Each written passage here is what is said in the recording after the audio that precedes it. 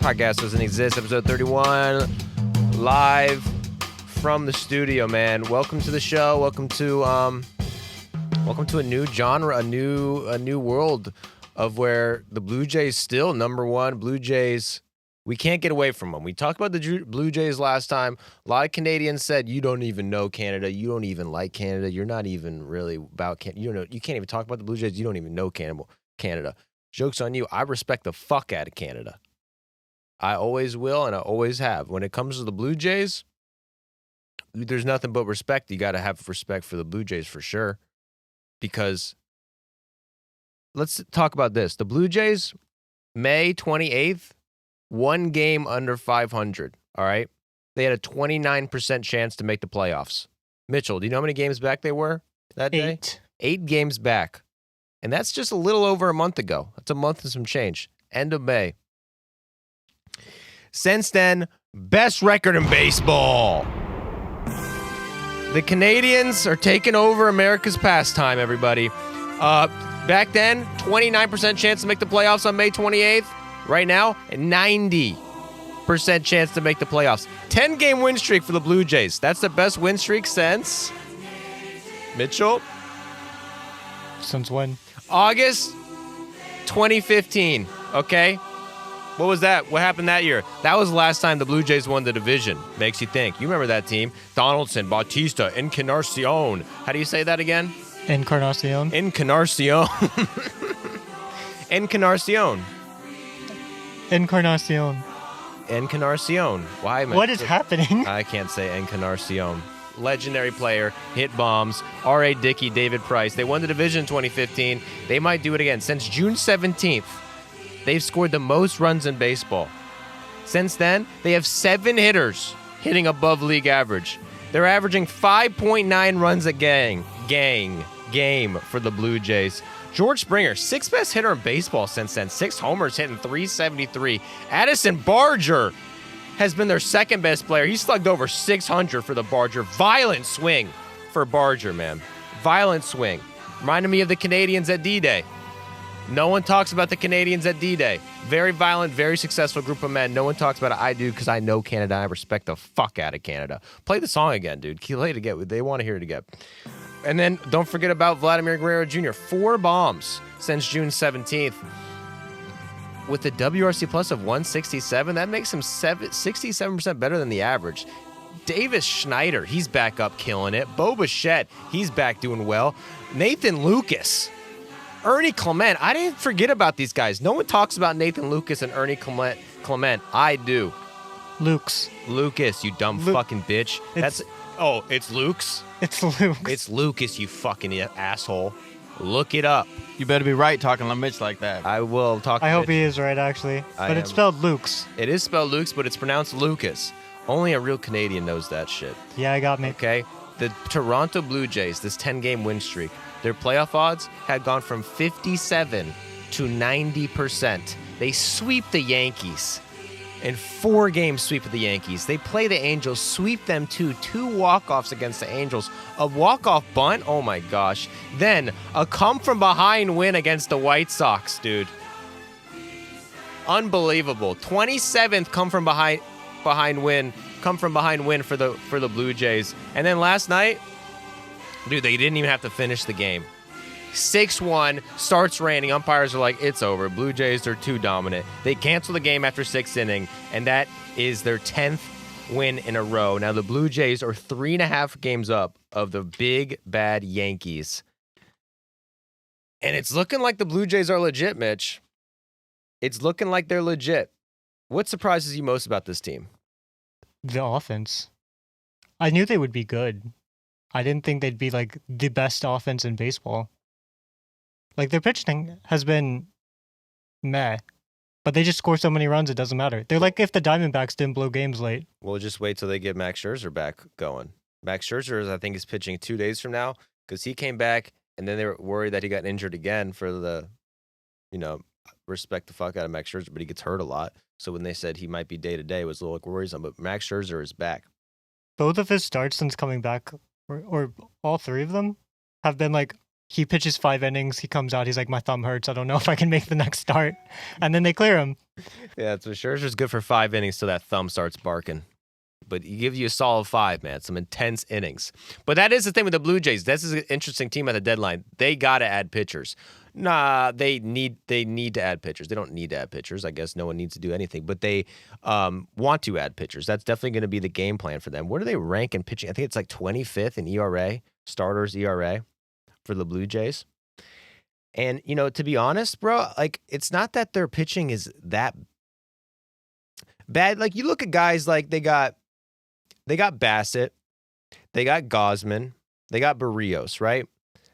Those guys those guys are probably the 3 of the most, I want to say, reliable pitchers over the past, 5 or 6 years, where, they might not be Cy Young candidates every time, even though Gosman did Gosman win a Cy Young?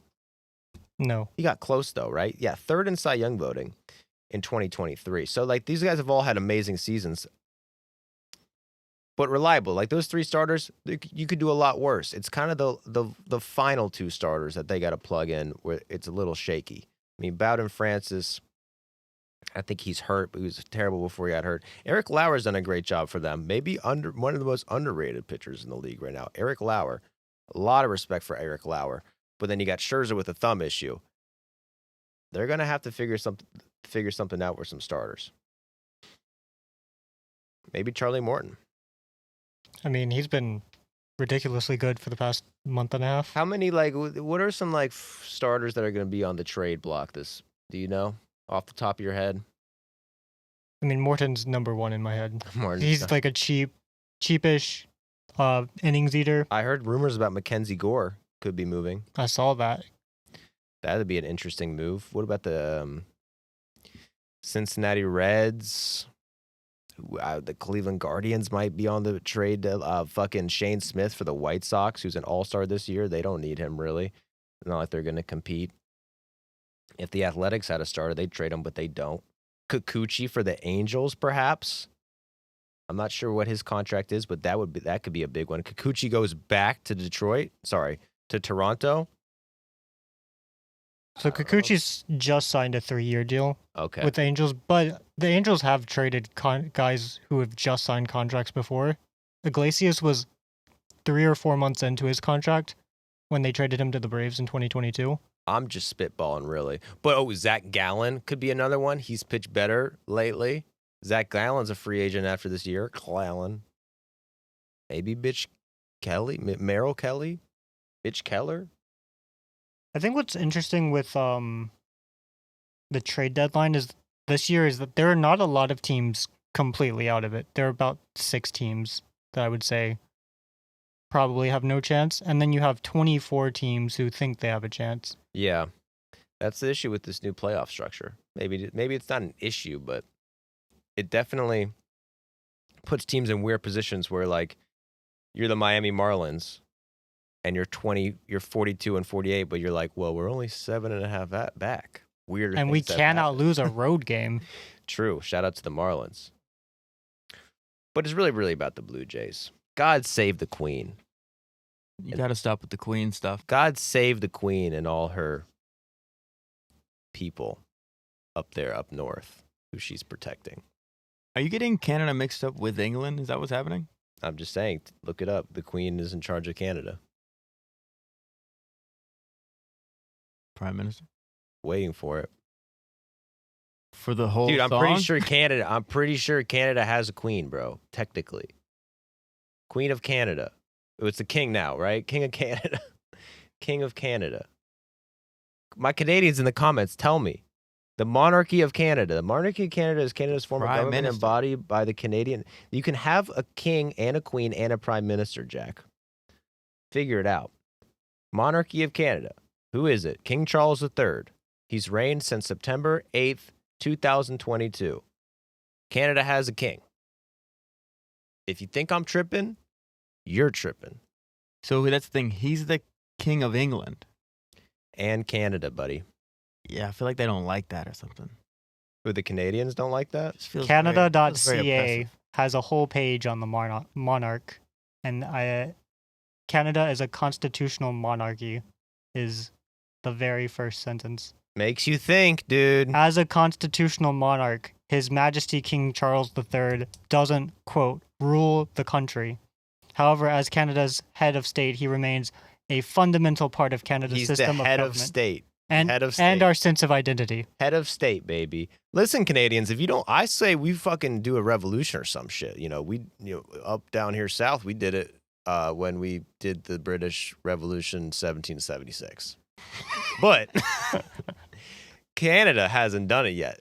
It could be time for Canada to rise up against the king and take what is theirs and do it and kill the king.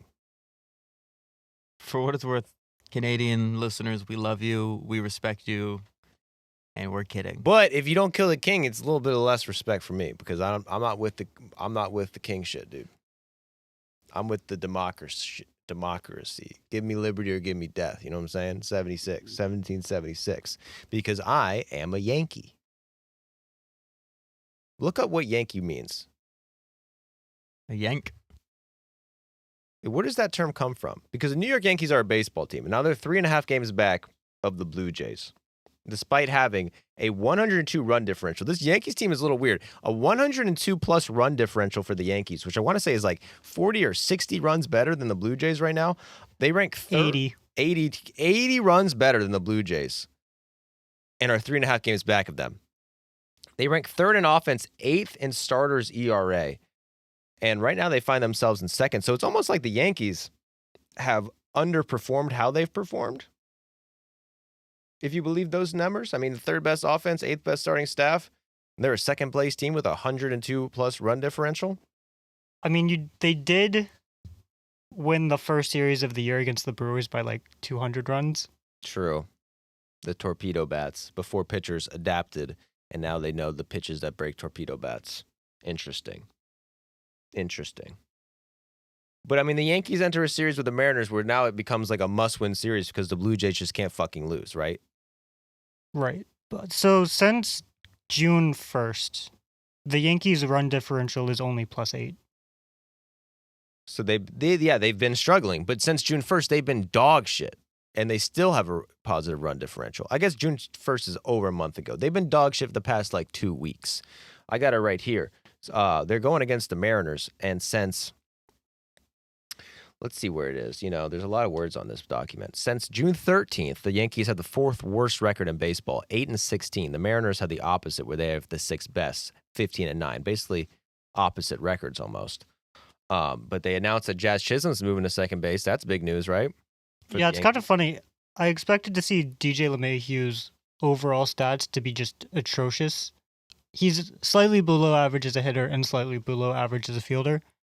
But I think Jazz Chisholm has had some shoulder issues, and that throw to second is a lot easier than from second than the throw from third. I feel that, dude. My shoulder hurts like a bitch constantly. They still put me at shortstop for the Astros though, because I'm a valuable plus defender at a premium position. You need the guy at short. You need your best fielder at short, especially when it comes to slow pitch.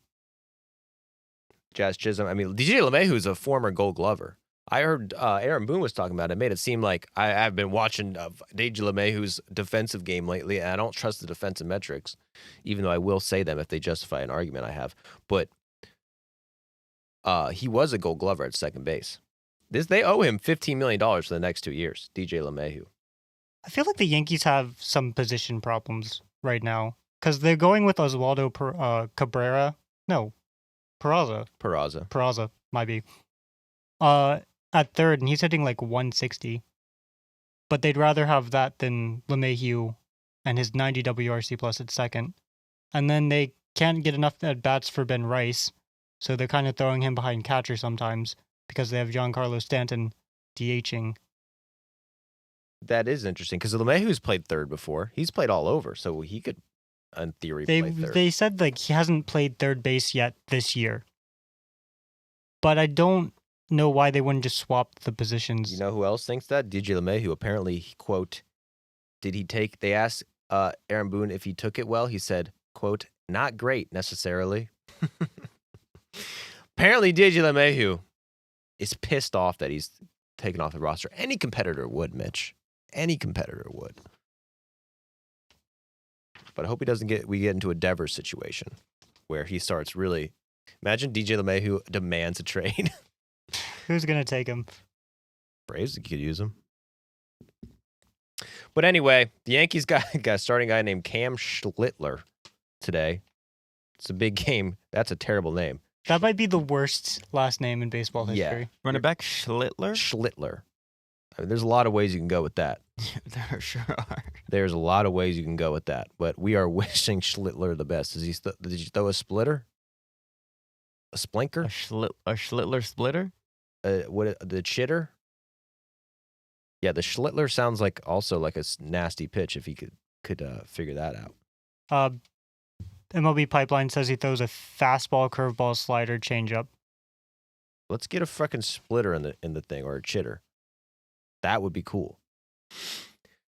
But anyway, the Yankees fucking beat the Mariners last night. 2 games in a row for the Yankees, which is big. They needed those wins because they've been, you know what I'm saying, dog poop lately, which is going to happen. No disrespect to the Yankees. I respect the fuck out of the Yankees. Stanton came back. Stanton hit a home run, second home run. Stanton is, Stanton, say what you want about Stanton. Stanton's the 50th all-time in home runs. 50th. Sometimes we lose track of things as as baseball fans, baseball commentators, dumbasses. We'll say shit like, Stanton, he's washed. Stanton's not good. You'll think Giancarlo Stanton. Okay, he's not even that good. 50th all-time in home runs in history of baseball. What year was baseball invented, Jack, if you had to guess? 4. 80 BC? What you got? If I'm actually guessing, baseball was invented? Yeah. I'm going 1790. Okay, so since 1790, the year baseball was invented, there's been hundreds, maybe millions, hundreds of thousands, maybe even millions of baseball players. Giancarlo Stanton is the 50th best of all time when it comes to home runs. So respect to that man. Judge hit one too. Judge was 1 homer away from the dumper last night. After he hit a home run, people were like, "Wow, maybe Judge is the MVP." Then the dumper said, "Hold my jockstrap." He hits a home run. Another homer for the dumper. So the dumper right now is 36 home runs compared to Aaron Judge's 34 home runs. Aaron Judge has a batting average 100 points higher than him. His on-base percentage is 80 points higher than him. His slugging percentage is damn near 100 points higher than his. His WRC plus is 60 points higher than the dumper. His WAR is 1.3 higher than the dumper, according to Fangraphs. But the dumper leads in home runs. I will say I still might, if I had the MVP vote right now, I still might give it to the dumper because I feel like what he's done at catcher is just so unprecedented. You have to respect that because, I don't trust WAR. But there have been 2 catchers in history, MLB history. When was baseball invented, Jack? Well, it depends how far you want to go back, dude. You know what I'm saying? We're talking like American baseball. Like they were like, here's a set of rules. 1846. 1840. But it obviously stems from cricket and other bat ball sports, dude. So we're looking back to the 13th century. So really, I was only 50 years off. And I think that realistically, when we're Americans fucking around with a stick and a ball, I think I was pretty on point, honestly. You're only 50 years off. I think that's wrong. I think you were right. Where'd you get that from? Where'd I get 1790 from, or where did I get? Yeah, you're reading off your phone. Yeah, I just googled. I googled when was baseball invented, and they're like 1846. But of course, it came from somewhere else. So yeah, that's like, not. Where did that come from? Cricket was 13th century. That's not reliable. What's reliable is 1790, the year baseball was invented. Since then, there's been 2 catchers ever to hit 33 home runs, 70 RBI, and 9 steals in a season. 2 catchers have done that in a whole season. Cal Raleigh's done it before the fucking All-Star break. Give him the MVP, dude. Another thing with the Mariners, dude. The Mariners, I don't know what happened with Julio Rodriguez, what this guy did to get in the All-Star game, but no offense to him, did not deserve it at all. When they dropped the All-Star rosters, I was like, oh man, he must have gone on a hot streak that I just completely overlooked. And then I looked at his stats and went, no, what? He's actually gotten worse. This was a crazy tweet from Danny Vietti.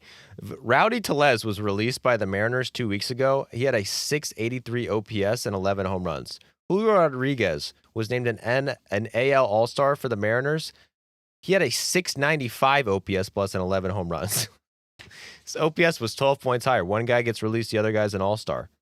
That's kind of crazy. Okay, his own teammate, Randy Arozarena, he's not even the best outfielder on his team. Okay?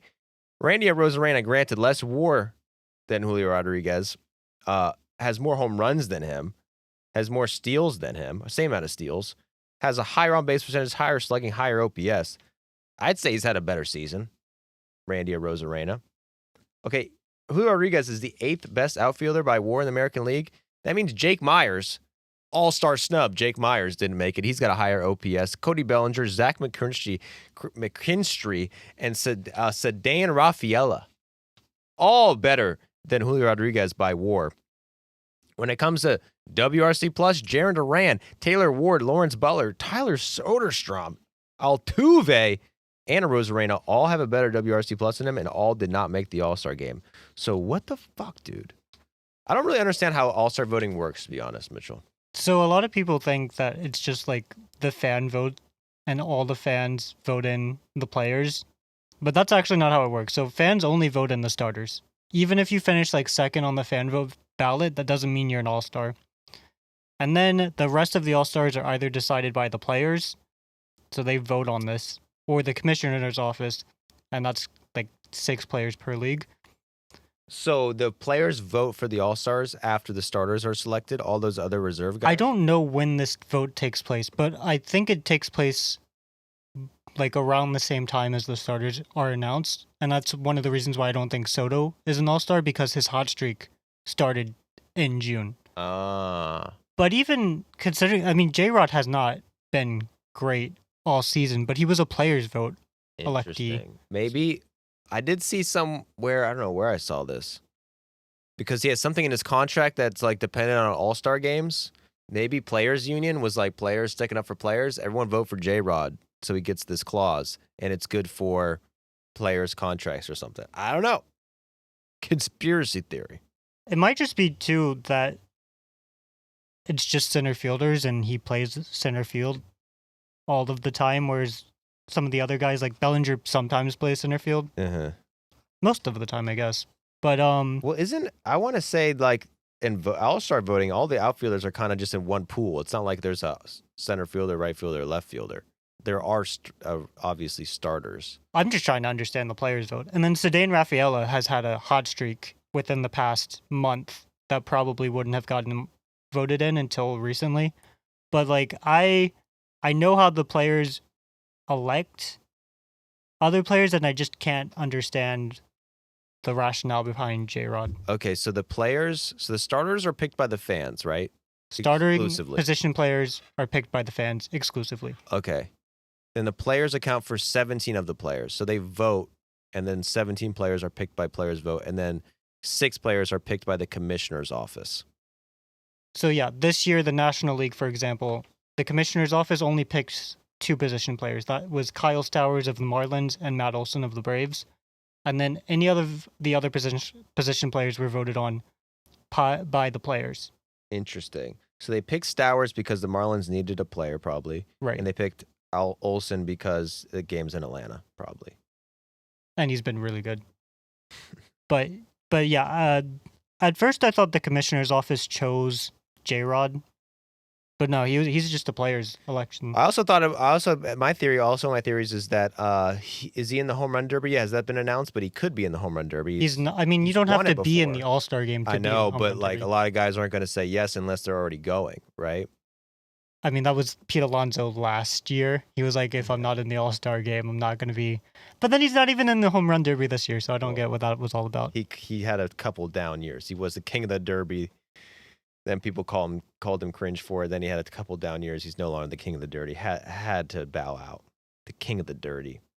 But they're letting anybody be an all-star. There's all-star Batboys now. This is the new crazy development of MLB. MLB for the first time ever. I guess they did this last year. But now you can make the all-star game as a Batboy. Literally, they're sending Batboys and Batgirls. Sorry, ball boys. They're not even Batboys.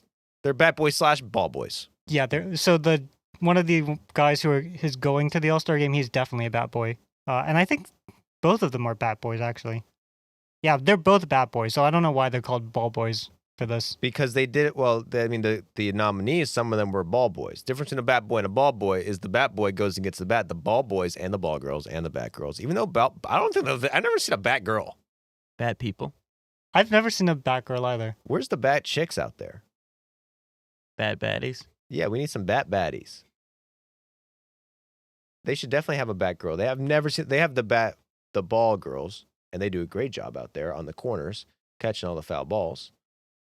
But no bat girls. I guess, you know what? It's probably because they can't be in the locker room with those huge, you know what I'm saying? I'm sure the bat boy has to see some dicks in the locker room every day. And I think it would be a little weird when you have like a bat girl, potentially. So we got to the bottom of that one. Glad. But let's see. I want to watch some of these fucking clips of these guys. Fuck, I can't pull it up. I've got one of the Phillies guy up, and these guys just run like crazy. I don't know if it was the Phillies dude or the Tigers dude, but one of them said, yeah, I put a watch on just to track how much I was running during a game, which is like 2.5 hours, and they were running like 4.5 miles back and forth, back and forth. Well, because they're having this bat boy vote shit. So there's like, we're sending some bat boys to the All-Star game. So that some of these teams just started like putting out highlight videos of their bat boys and trying to get their bat boys elected. And this is all done by fan vote, right, Mitchell? Yeah. All done by fan vote. And you could vote as many times as you want to get your bat boy into the All-Star game. Now, there's only 4 nominees. They got this one guy from Philly, all right? This guy's like got an insane highlight reel. He's jumping up. He's catching balls, saves the manager from a ball on a foul Schwarber. He's out. He's just on the prowess. One-handed grab with the sweatband, picking up bats. This is my favorite one. He goes in and one of the Phillies players, he's going to get it. Nope. Comes in, he steals it. He makes plays. And this is a bat boy. He's in the dugout just catching balls, no gloves. He does the triple bat weight pickup in the highlight reel. So I thought this guy was going to win for sure because the Phillies put out a sick highlight reel on him. But he had some competition. They got this chick, Jackie from the Red Sox, former D1 softball player, dude. And this girl was legit at softball. She fucking makes this play, if you're watching on the podcast. Foul ball bunt. She bare hands it and then throws a girl out at first base. Just beast. D1 softball player. Beastly, dude. And they had this highlight of her. This is her best play of the year. Foul ball off the tarp. Boom. Short hop in the chest. Got it. Easily. Boom. So you thought girls can't be ball girls? You thought wrong. She's proven everybody wrong. Frankie Boyd of the Tigers. Wait, there is ball girls? There's ball girls, but not ball bat girls. Okay. You got to know the difference between a ball bat boy and a ball boy. Bat boy gets the bat and the balls, but the ball boys, they just get the balls. Frankie Boyd of the Tigers, he's a bat boy, which is that's like the more senior position, Jack. Think of it like that. Like anyone could be a ball boy, but to be the bat boy, you got to go to the combine. I mean, this guy's apparently got the fastest 40-yard dash in the league. Fastest 40-yard dash of any bat boy in the league, this guy. According to Riley Green, he's called the GOAT. Dylan Dingler says that even though the umpires have called this guy the best bat boy in the league, the umpires have said it themselves. And they put a tracker on his leg 4.5 miles in one game this fucker put on. I've got a gripe with the Tigers. They keep saying he has the best 40-yard dash. They have not shown the 40-yard dash. I believe it. These guys, these bat boys, they're athletic. They have to be because of that new rule, because of the pitch clock. They have a quota. They can't be too slow. But if you're going to go out here and claim that your bat boy has the fastest 40-yard dash, show us. You got to show it to us. Show us evidence. They're bearing evidence, and they don't want it because they know we could say he's the fastest bat boy. They're not going to check. We're going to fucking check. He's going to get the balls. He's going to get the gloves. He's going to get the balls. He's going to get the balls to the umpires. That's a direct quote from Riley Green about the bat boy. And then Nate Rosenhaus. This is the most famous bat boy in the league right now, the long-haired bat boy. Everyone saw him. He went viral just for having long hair and looking like not like a bat boy. He's in a fucking rock band. He has got tattoos and a beard now. And, I mean, what else does he do? What else does he need to do? Guy's got long hair and tattoos and a beard. I'm going to be honest. I thought he was a lock. When this started, I was like, oh, everyone knows who he is. These other guys, they don't know who these other guys are. He's a lock. I thought so. Was wrong. And his dad is the Guardians radio play-by-play announcer. But he didn't win. Who won? The Tigers guy? So Frankie Boyd of the Tigers and Adam Crongnell of the Phillies. They both won, and they're going to Atlanta to be a part of the All-Star game. Respect. And the Phillies guy, he also is a cancer survivor. He won an award for Visionary of the Year because he raised $83,000 for cancer research. He is literally the Visionary of the Year. I mean, that's so impressive. To be the Visionary of the Year, this guy, I mean, think of You think he was just in the clubhouse going, hey, I'm trying to raise money. Could you just give me a little bit to every player he meets? I mean, all he needs is for all 40 guys who end up on the roster to give, like, what, 2,000? That's chump change for some of these players. Best Visionary of the Year. Move over, Steve Jobs, you piece of shit. Gandhi. You got nothing on my man. Fucking Nelson Mandela. You thought you were a visionary? Check out the bat boy for the Phillies. All these people are dead. Makes you think, man, maybe this kid's going to die soon. Fuck. No. Anytime someone becomes a great visionary, they seem to die pretty soon afterwards. Hopefully he dies doing what he loves. Well, which would be being a bat boy. But fucking no Chico, though. What the fuck? No Chico. Not even like a nomination. I think Chico actually got, if you don't know Chico was the bat boy / ball boy for the Dodgers a few years back in 2020. But he was like good as fucking baseball. So he tried out for the team, didn't make it, but they let him play in like the scrimmages in 2020. He like went off in the outfield, went one of our most watched TikToks. Not a nominee this year. I think he got promoted though to like general manager or something. Not general manager, the clubhouse attendant, which is like the senior bat boy, Jack, if you're wondering. Oh, you're right. The pecking order of bat boys: ball boy, bat boy, clubhouse attendant. Imagine trying out for the team and they're like, nah, but you could be the bat boy.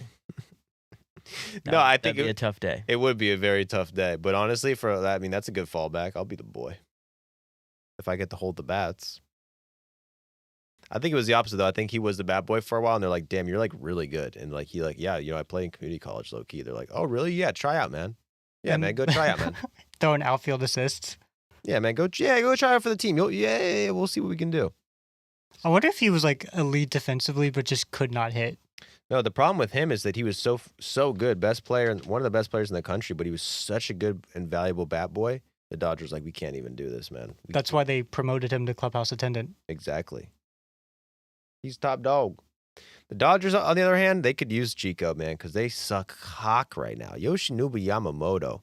Play the song. Actually, don't have to play the song. Yeah, play a song. Play the song. I love the song. 1, 2, 3, 4. Yoshinobu Yamamoto doesn't even make it out of the first inning. Allows a home run to Andrew Vaughn, the 7th worst qualified hitter since 2021.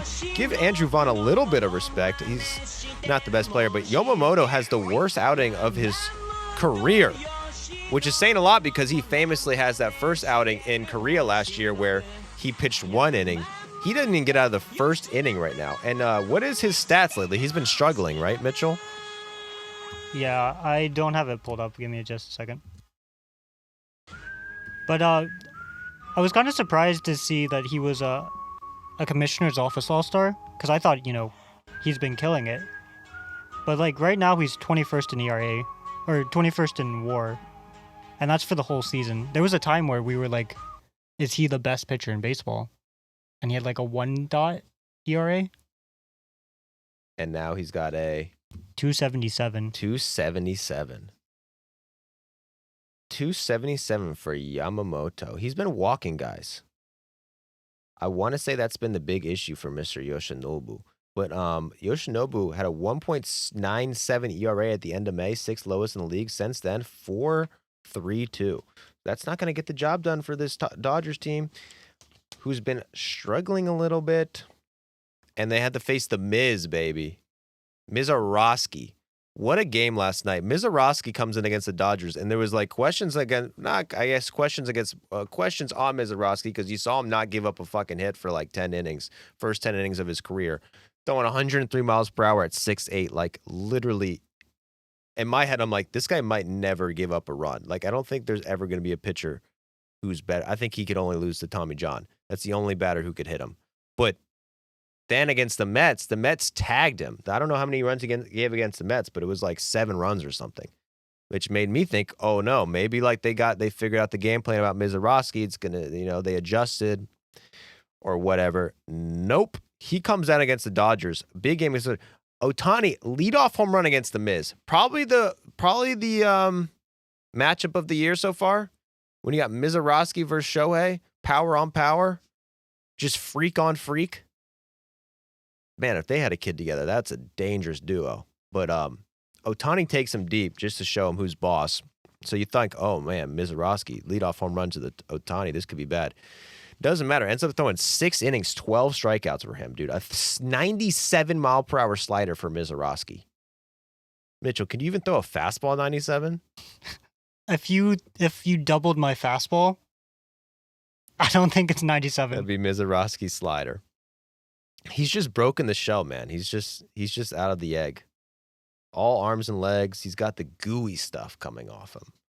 He's something special. That's a great original quote by you. I don't like it. Jack, admit it, brother. He's just out of the egg. He's gooey, bro. Mizorowski is gooey with it. He's broken the shell. He's out of the egg. That's Pat Murphy on Jacob Mizorowski. Quote of the year so far. He's just out of the egg. All arms and leg. He's got that gooey stuff coming off him. What the fuck does that mean? I know, right? The Brewers are like, yo, Skip, raw. pause, bro. Pause, Skip. Mizorowski, so his first 4 MLB wins are against Sonny Gray, Joe Ryan, Paul Skeens, and Clayton Kershaw, dude. Unbelievable run for Mizorowski. What's stopping him from getting the commissioner's pick? Put him in, make him start. That'd be kind of cool. But Kershaw also pitched well. Shout out to Kershaw. Gave up 2 runs in 6. Pretty good. Kershaw's, now down to a 3.38 ERA. Kershaw can't stop him. He's an all-star. But the Dodgers lose, man. Dodgers lost 5 straight games. Longest losing streak since 2019, which is pretty impressive in itself. Haven't lost 5 games in a row since 2019.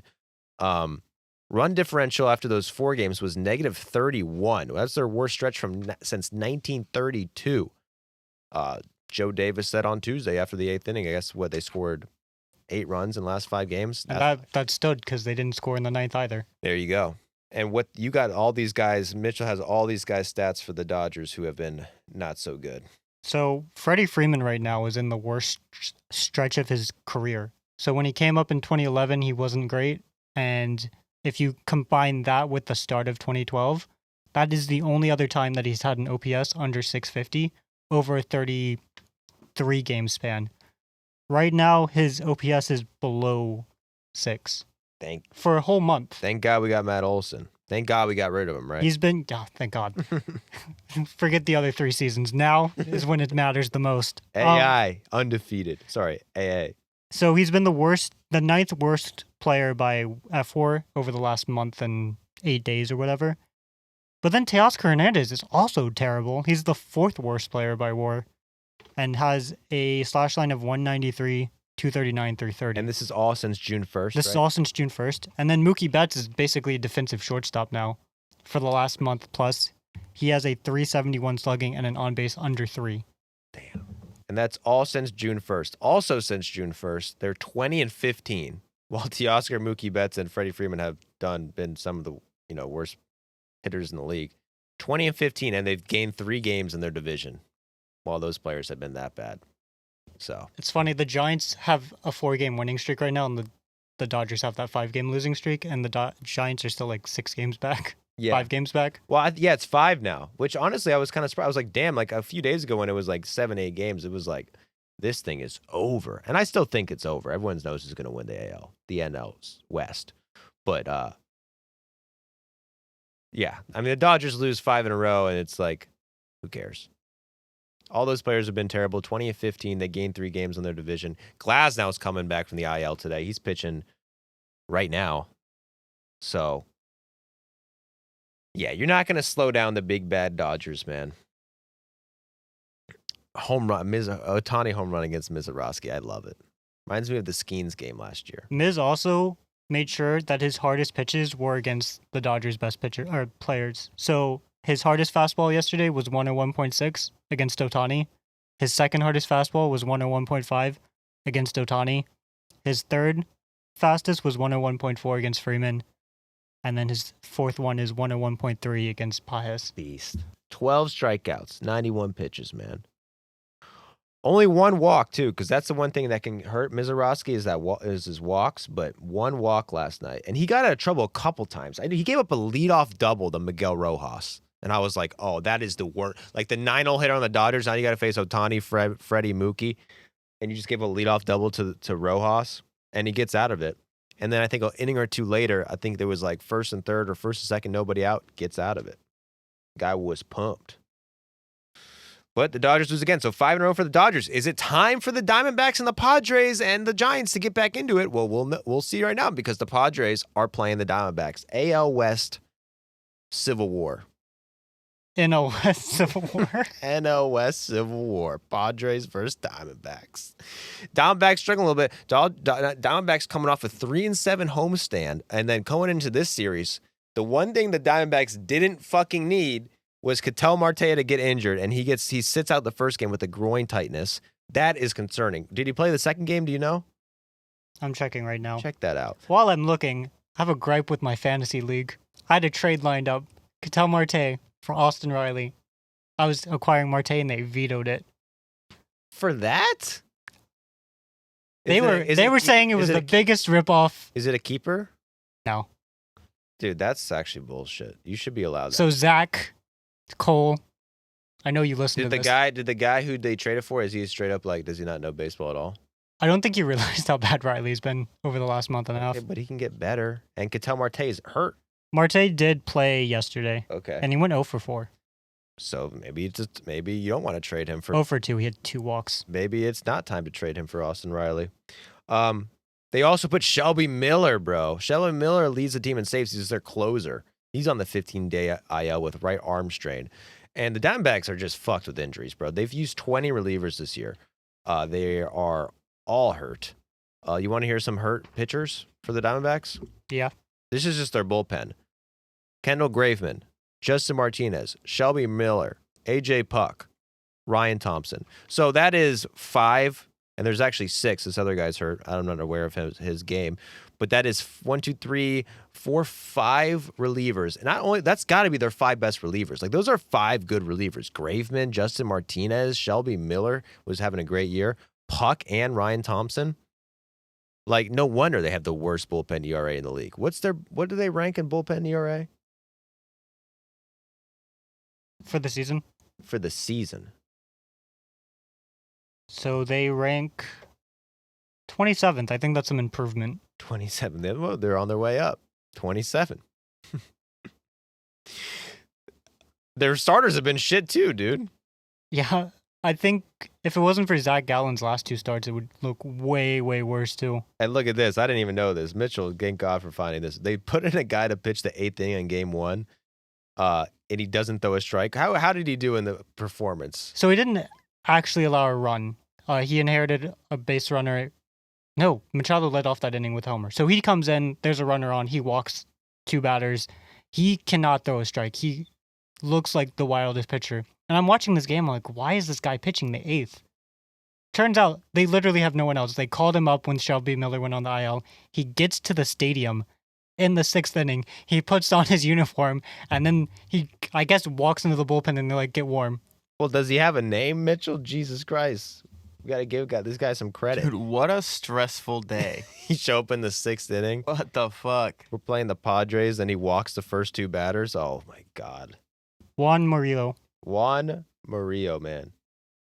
I got nothing but respect for Juan Murillo. He got it out of the jam, too. He struck out Elias Diaz on a 3-2 fastball. And that's what it's going to take for these Diamondbacks to get back into it, man. They're not too far out of it. I want to say they're 2 games below 500 or 2 games above 500.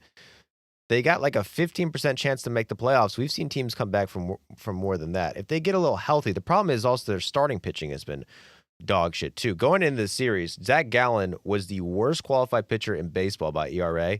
Brandon Pfaadt was third. So they had the first and third worst pitchers in baseball. Zach Gallen, man, who is, I mean, come on, past 5 years, one of the best pitchers in baseball, has been the worst this year. However, game 1, 6 shutout innings for Gallen. He had 9 Ks. Only second time this season he's given up 0 runs. And his last 2 starts, he had 10 Ks and 9 Ks, only given up 1 run. It was a solo home run. Only walked 1 batter in 2 starts. So that's good news for Zach Gallen. Maybe the Diamondbacks don't get back into it at the very least. If they want to trade him, if he has a good few, 5 starts before the All-Star break, before the deadline, you're going to get a good amount for Zach Gallen, which could be the move for the Diamondbacks. I mean, 5.5 games back of wild card right now.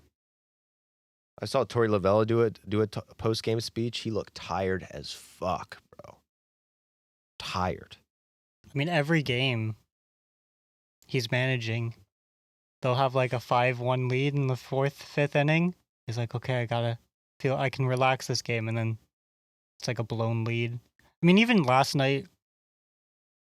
They got mollywopped last night. No, last night was a 1-0 game. Oh, opposite. I'm thinking of a different team. They lost because the Padres robbed 2 home runs. God damn. I saw Merrill Kelly. Who else robbed one? Not Merrill Kelly. Jackson Merrill. And Tatis robbed Naylor. That's good. Those guys have been so bad at offense. At least, hey, they won a game last night. Robbed 2 home runs in a one-run game. You just won your team the game. They've been terrible though, right? Jackson Merrill hasn't. Jackson Merrill, I was shocked because when he came off the IL, he was fine. But since the beginning of June, he's the 18th worst qualified hitter by WRC plus. Over his last 50 plate appearances, he has a 12 WRC plus. This was a guy who was hitting like 430 the first 2 weeks of the season. Dude, but then he got hurt after that. Didn't he go in the IL? He did, but then he came back and he was fine. Okay. So for like a full month, he was fine. And then since the beginning of June, it's just all fallen off. Yeah, the Padres are 7 games over 500. They've been playing pretty mid lately. Pretty I want to say 500 is crap for the past month or so. They've basically swapped playoff odds with the Giants over the last 10 days. You mean they gone back and forth record-wise? So the Padres had like a 50+ odd playoff odd a week and a half ago, and now they have a 32% chance, while the Giants have swapped and now have a 45% chance. Yeah, and it's weird because the offense has been the problem for the Padres. Thank God for Manny Machado. Manny Machado's had a great year, but got his 2000th hit. Manny Machado, I feel like I have underrated his whole career. For a while, I just thought of him as like a defensive first, third baseman, shortstop who could hit decently. But I mean, he has better counting stats than Bryce Harper. That's impressive. That's got to be. I feel like Harper's missed a lot of time with injury. The difference is about 100 games. Okay, not too bad. But it's definitely. I mean, they came up at the same time, so 100 games is a big deal. Yeah, they came up at pretty much the same exact time, right? Machado was a late May. Was it the call same up? year? I think same year, 2012. I remember Bryce Harper's call up very well, but not Manny Machado's. 2012, yeah. But since 2012, since they debuted, Machado has an 8-WAR advantage. He has 300 more hits almost. He has 12 more homers. He has more RBIs. Harper leads in like the average stuff, like the batting average, on base percentage, slugging, but Machado's defense really pushes him over. But like we talk about Bryce Harper, like he's this super generational player, and I don't think Machado gets talked about in the same vein. Yeah, but Bryce Harper is a little bit more of a superstar kind of name brand. It's funny because, yeah, I mean, forever it was always comparing Mike Trout and Bryce Harper when really the comparison should have been Manny Machado and Bryce Harper.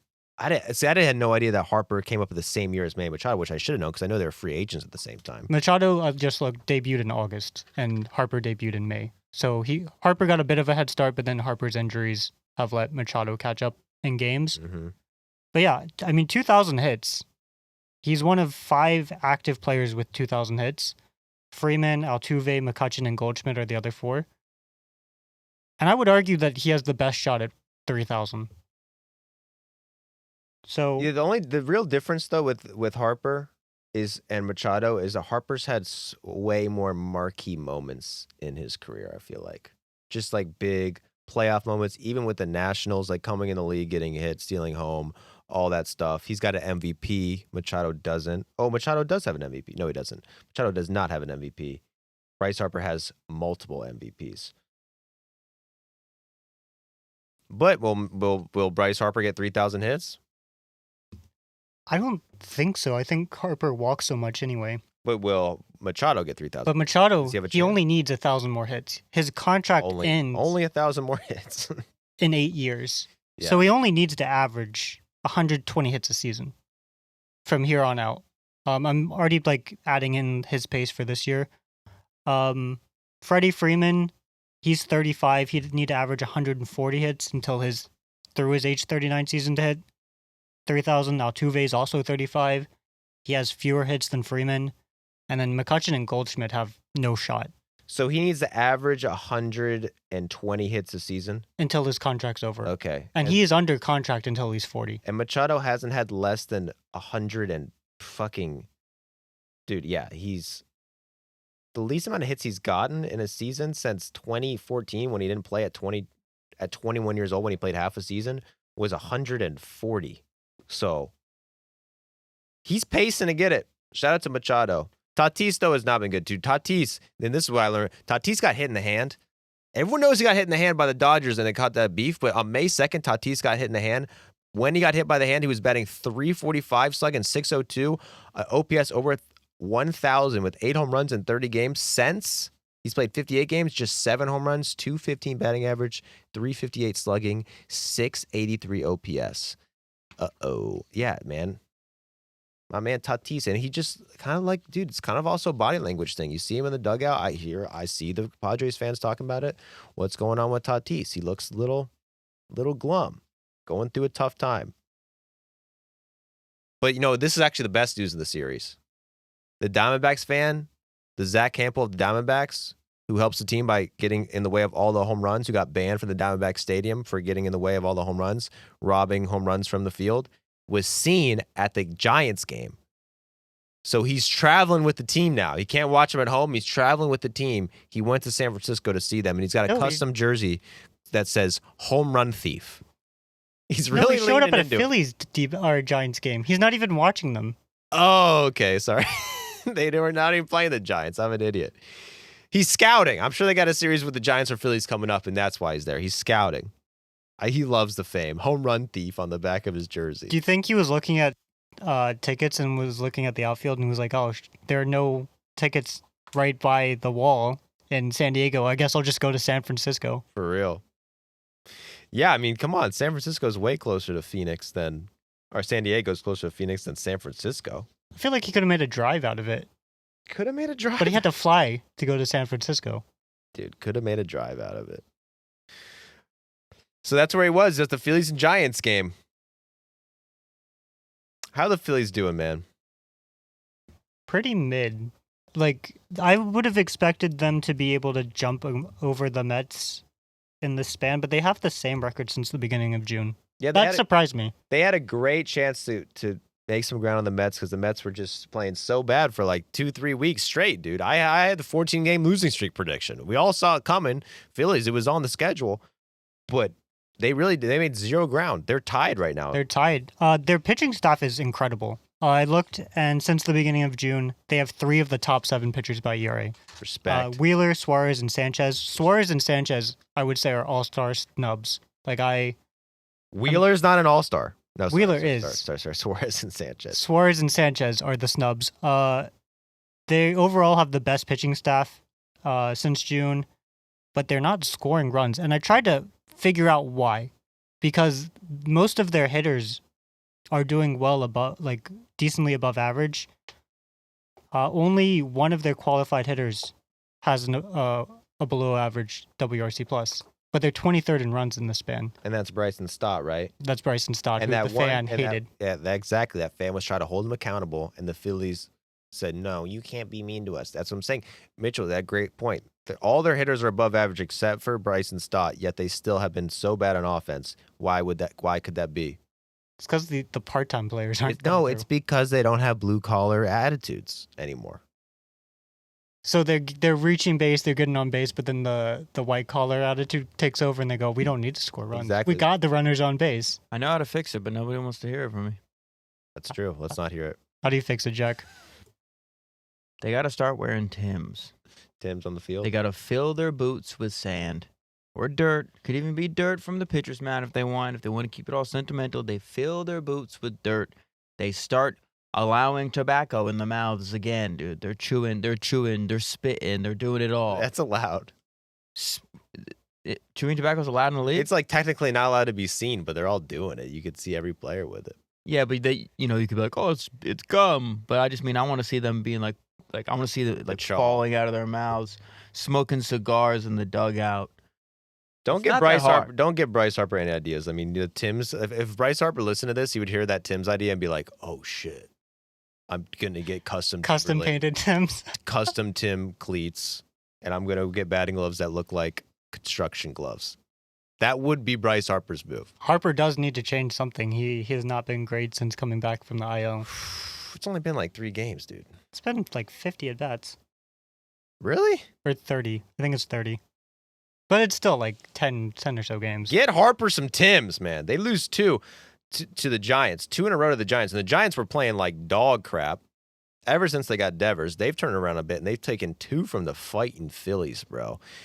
That's the big issue with the Phillies is their bullpen, bro. Their bullpen blew 2 of these games. Well, I mean, one of them was just the most exciting way to win a game. Yeah, well, the first one wasn't even really a blow. They had, I guess, a 1-run lead in the 8th, and Jack calls him Cockring. I call him Orion Kirkring.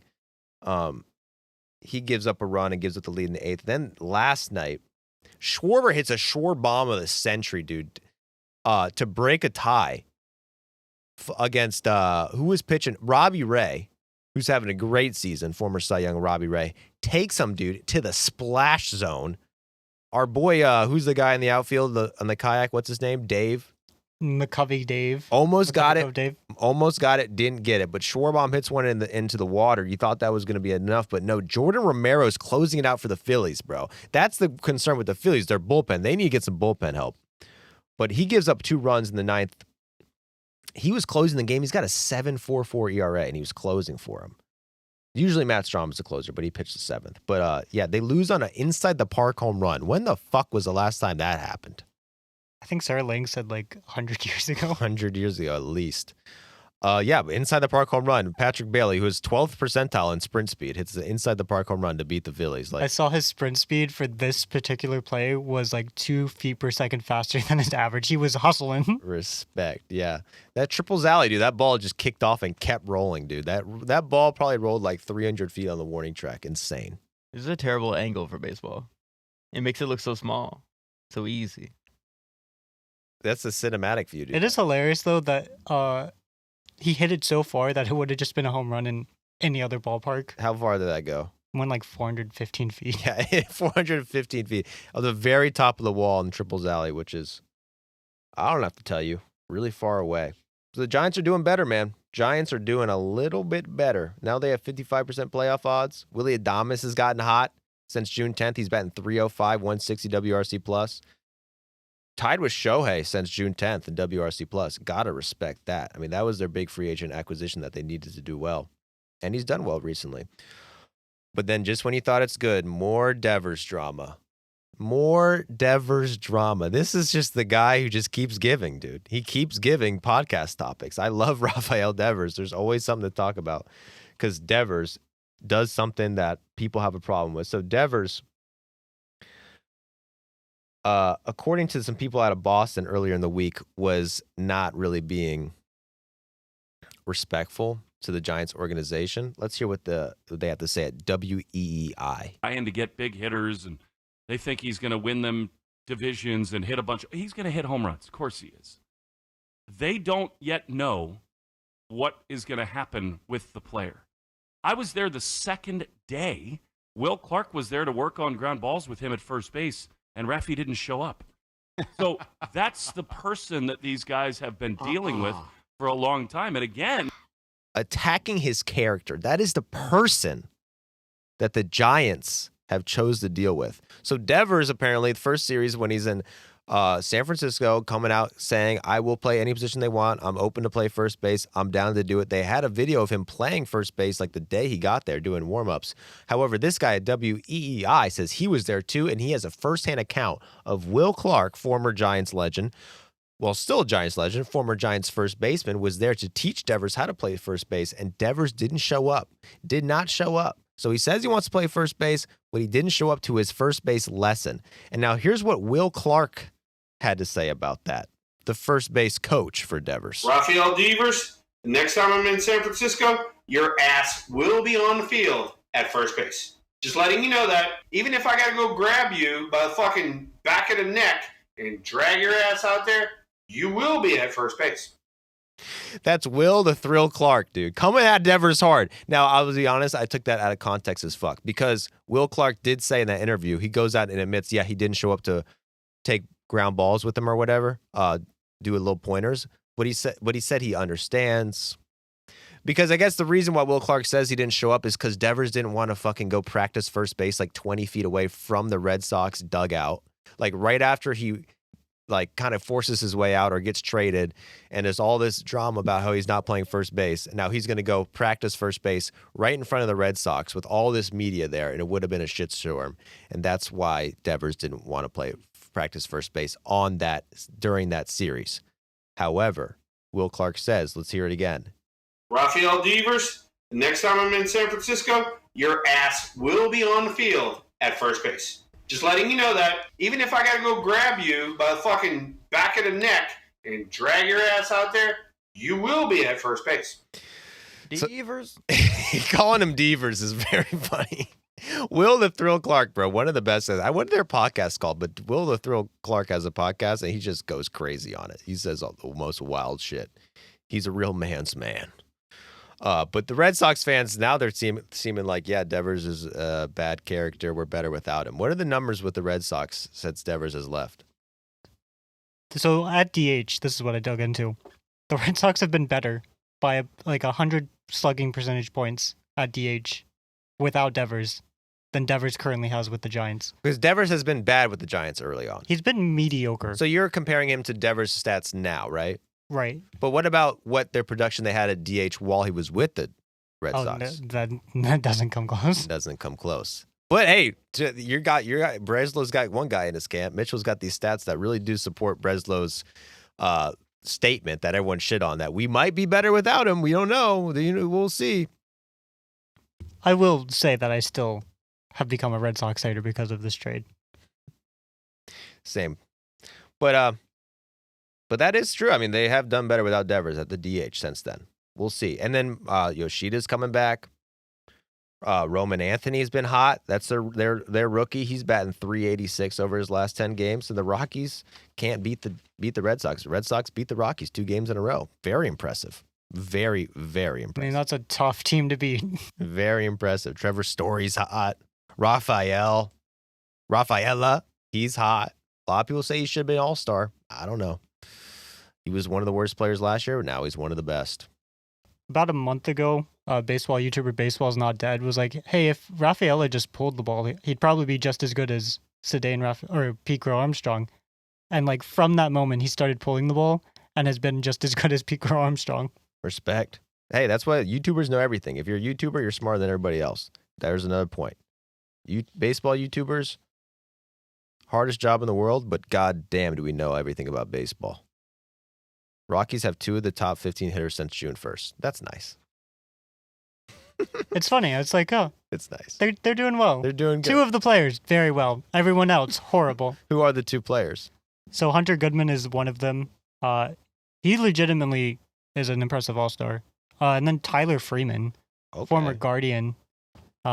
Horrible to start the year, horrible last year. Now has a 176 WRC plus over the last, month in 10 days. There's a new Freeman in baseball. The best Freeman in baseball is in Colorado, not LA.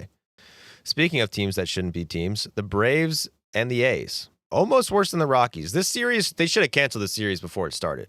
They're making the Braves, after getting swept by the Orioles and having the most embarrassing season, maybe in franchise history, they're making them go to a minor league park to play a team without a city. I mean, the Braves kind of deserve to get relegated to the minors. It's true. It is true. It is fitting. And then before the game even starts, Ronald Acuna gets scratched with back tightness. And I feel that because I've been dealing with some back tightness myself, Ronnie, so I feel you. But is this going to be concerning? Now you say he might miss the All-Star game? Basically, the report was he might play tomorrow. Mm-hmm. He might be out for the All-Star game. Okay. Great reporting. Well, I mean, obviously the Braves are going to be very, very, very cautious with Acuna. Not only because they suck and they're out of it right now, but also because it's Ronald Acuna with all the injury history. I think even if the Braves were good, they'd be cautious with him. But I can see the Braves being like, yeah, you can play a couple games, but don't play the All-Star game. Please don't play the All-Star game, Acuna. We don't want it. I mean, that would just be very embarrassing if Acuna gets hurt in the All-Star game. Someone's job might get lost. So Acuna falls victim to the minor league park. He's scratched. Then Jacob Wilson, who's had an amazing years for the A's, first ever fan-elected rookie all-star starter, Jacob Wilson. I want to say he's like top 10 in the league in WAR. He gets hit on the wrist, leaves the game. So, I mean, the Braves stay just injuring players. First we take out Harper. Now we take up Jacob Wilson. I guess we're good at that, injuring other teams' players. That's the one thing we got going for us. Pretty good. We lost. How much did we lose by last night? It was 10-1. 10-1 last night. First, Lawrence Butler comes up to start the game. Inside the park home run. First pitch of the game. Second pitch of the game, Jacob Wilson got drilled in the hand. So, yeah, that's a great start to a game. First pitch of the game, inside the park home run. Second pitch of the game, let's just injure their best player. One of the most exciting rookies in the league. Let's just take him out. Fuck it. They take down Fuentes. Mr. Didier Fuentes. Was a good run for Mr. Fuentes, but they sent him down. Feel bad for him. Because he probably had no business being called up. The Braves needed somebody. He's 20 years old. Yeah, and he had pitched one game in Gwinnett. I really don't understand calling him up. But, I mean, the Braves have 2 vacant spots. Sale and Schwellenbach are on the 60-day IL. They won't come back until at least the end of August. And I don't know, they've got no one else. So I can understand being like, well, he's got good stuff. Let's see what he has. But man, all 4 of his starts did not look like he was ready. And then yesterday, they take him out in the second inning, and they bring in a 41-year-old Jesse reliever. Chavez is bad. That's the good news with the Braves being bad. At least Jesse Chavez can get some innings to close out his career. How did Jesse Chavez do? He allowed a grand slam. Only one of those was his run, and then he allowed another homer. So he went, I think, 3 innings, 2 runs, 3 strikeouts.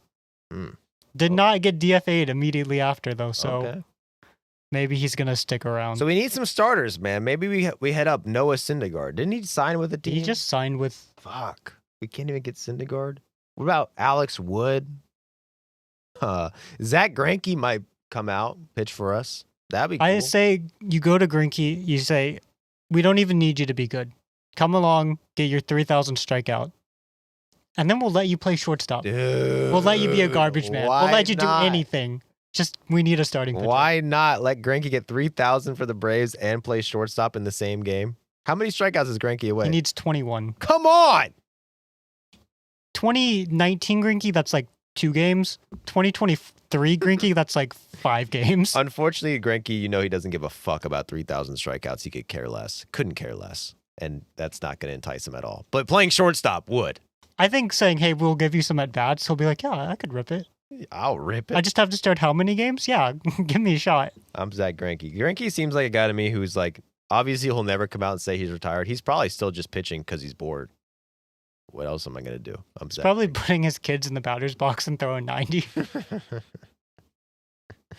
So the Braves haven't done well, but our minor league team, the Angels, who end up being better than us, they're playing a little better. They're playing the Rangers in the series, the battle for 3rd place. They put up 3 runs against DeGrom. This Angels team can do it, baby. They're hilarious. The Angels are 29th in average, 2nd worst team in average, but 5th in home runs. So they just hit bombs and don't get on base. That's good enough for like about a league average offense. And they're 27th in relief ERA. So, but I think they're 2 games behind below 500 right now. The Angels keep getting so close to 500. They go on a little run just when you think they're done. They get to close to 500, and then they start losing a couple games. Yeah, right now they're 3 games under 500. I'm surprised they've stayed this close to 500 the whole time. It's been impressive. The Angels have been a surprisingly good team based on their expectations. This is a team, they're playing for something too. Maybe they don't make the playoffs. Maybe I'm sure their playoff odds are like insanely low, but they are one of 2 American sports teams, major American sports teams in the last 9 years without a winning season. Them and the New York Jets. I mean, they've had no good players, right? Yeah. Yeah, the Jets have had 20 starting quarterbacks, and the Angels had Mike Trout and Shohei Ohtani. Very similar trajectories. But now they got Yusei Kikuchi. Kikuchi, this is one of the most interesting guys ever. Kikuchi has just turned his career around, making the dumbest, most obvious adjustment possible. Like, it blows my mind. So Kikuchi got traded by the Blue Jays last year. At the time he got traded, which was right after the All-Star break, he was the 7th worst pitcher in baseball. He had a 4.75 ERA. They trade him to Houston. Since then, he's been the 10th best pitcher in baseball. 2.86 ERA since getting traded. 2.81 ERA in 2025 so far. So the Blue Jays, when he was pitching for the Blue Jays when he was terrible, he's throwing his fastball around 55% of the time. Batters, his fastball is terrible. Batters hit 273 against it, slugged 504, and hit 18 home runs against Kikuchi's fastball. Got to be one of the worst fastballs in the league. They slugged 504 against his fastball. His slider was good, though, okay? So his slider last year, they only hit 207 and slugged 276. So when he goes to the Astros go, hey, man, maybe just throw your slider more.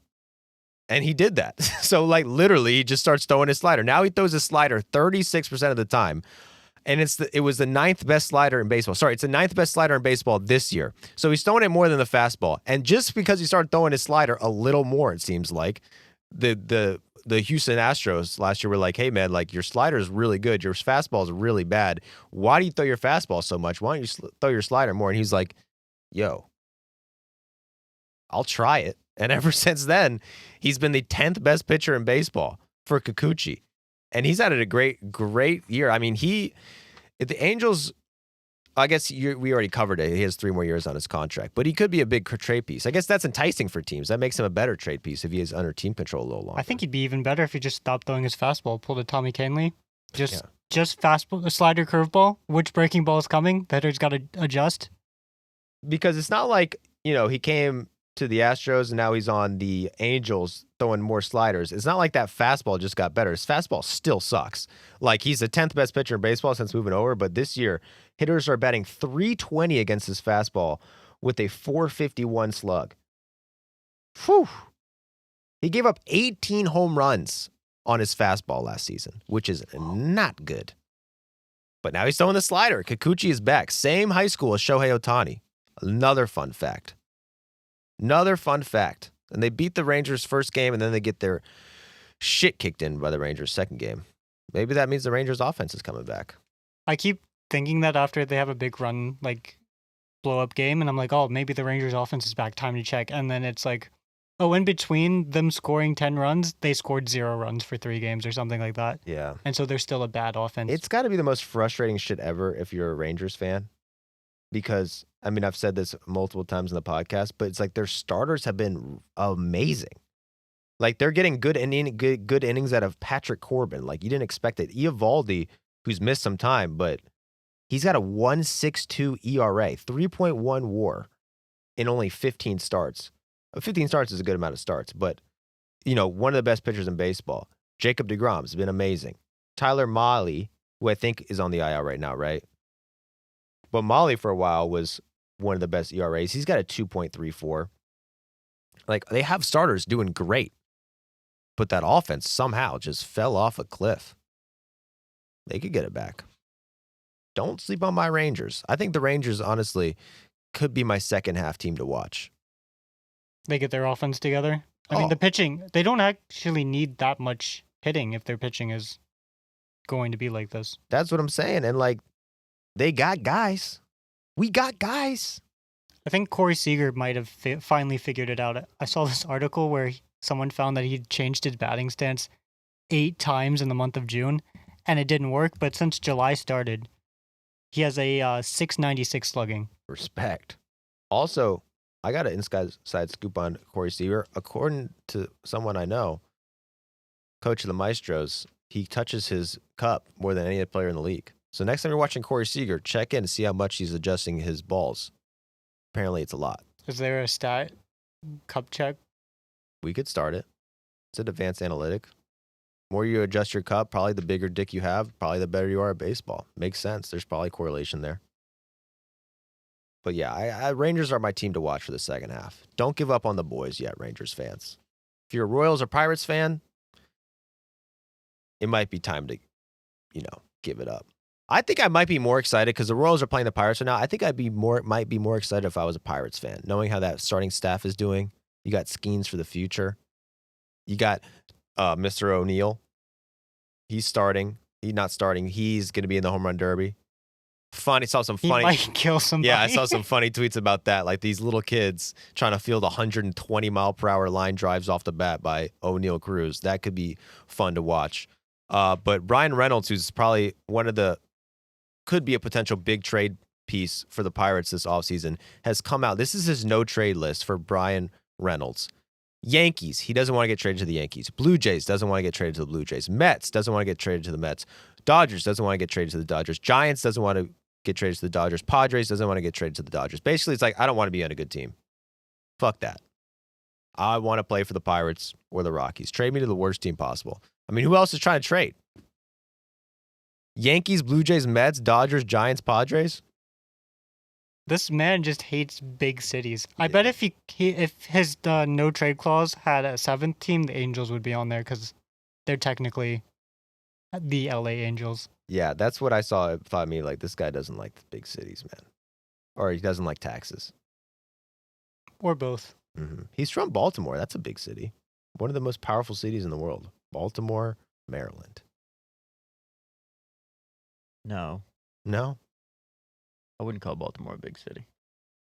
Babe Ruth's from there. Compared to New York, LA, and Pittsburgh. New York, LA, Pittsburgh, then Baltimore. 4 biggest cities in the country. And Montreal. And Montreal. Where are they? Montreal? Where are the Blue Jays? Toronto. Toronto. Or as the Canadians say, I should say Toronto. The 6. I was running through the 6 with my woes. You know how that should go. But don't worry, Royals fans. I know you guys have been terrible this year. Well, yeah, pretty terrible this year. Offense can't do shit. But guess what? Help is on the way. Dallas Keuchel signs a minor league deal with the Royals. So now they got Keuchel and Rich Hill. And all due respect, I respect the fuck out of Dallas Keuchel, Braves legend. I think he had a good little second half for the Braves. I think he did his job for the Braves. Love Dallas Keuchel, former Cy Young winner.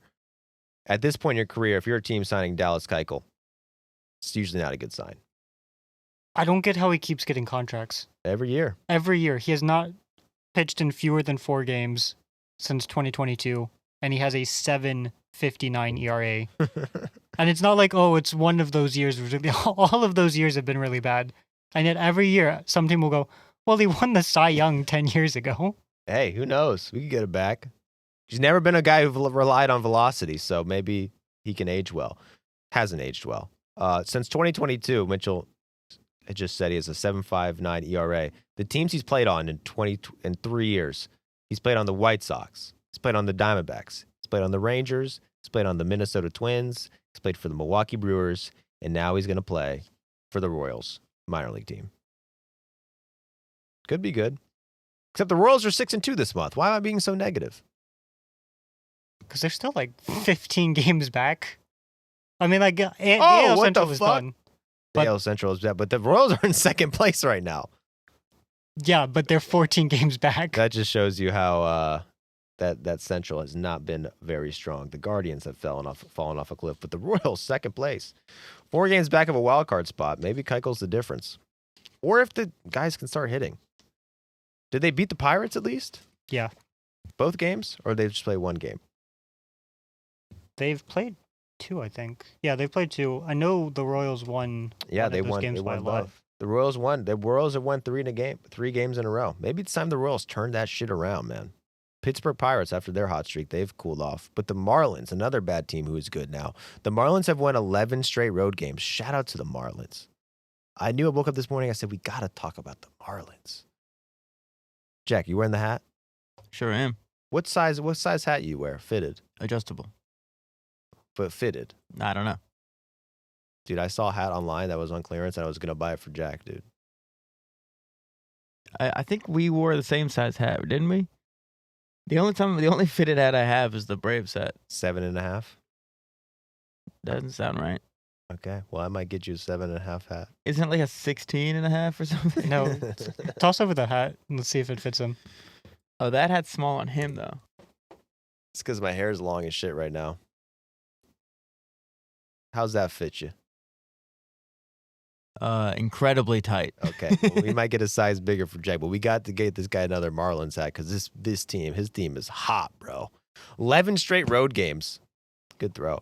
Amazing throw, actually. I mean, to not hit the mic and get it in the chair, That was a perfect throw. That was a fucking good throw.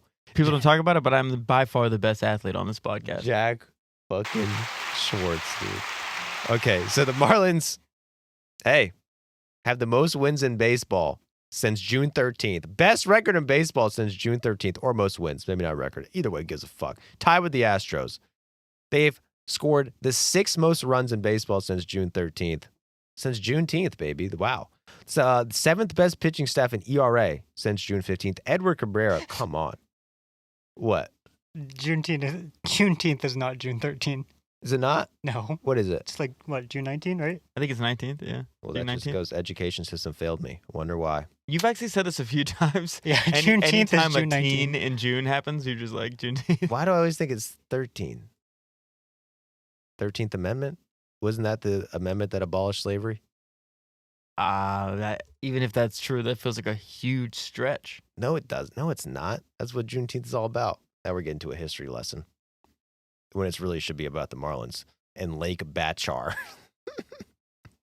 The 30-year-old rookie who's not allowed to run in 14 innings during this stretch.